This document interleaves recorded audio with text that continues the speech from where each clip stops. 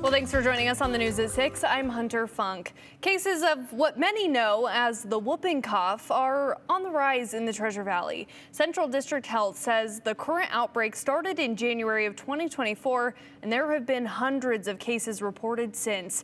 Abby Will, you spoke to a nurse at St. Alphonsus today. What are they seeing there? Hunter, the first death from pertussis or whooping cough in the Treasure Valley was just reported by Central Health District. The resident did have underlying health issues, but St. Al's is still encouraging residents to stay vigilant.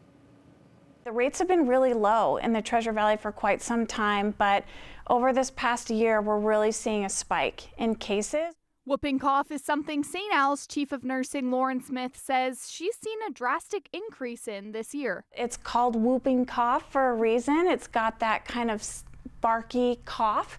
That barking cough has infected 574 people since the start of 2024. In 2023, there were 7 cases, and in 2022, there were only 2 cases.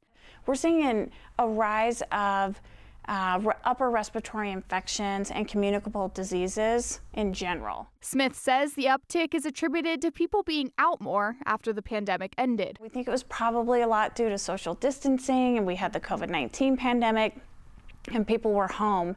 But she says if you get a cough, it's not necessarily pertussis. It could be COVID, it could be influenza, it could be RSV, it could be whooping cough pertussis. Which is why Smith says it's important to go to your primary care provider and get tested if you have symptoms, and to stay home. It's a highly communicable disease. To prevent the cough, Smith recommends getting vaccinated. It's the DTaP vaccine for kids and Tdap vaccine for adults.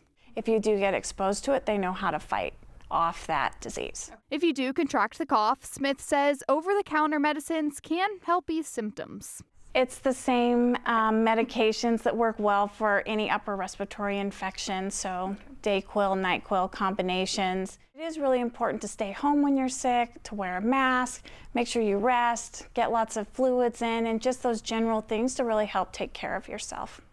And Smith says while whooping cough is more common in kids, people of any age can get it, so it's important to stay home if you have a cough, to not expose others, especially those who are immunocompromised. Yeah, there's a lot of viruses circulating this time of year. Thank you, Abby.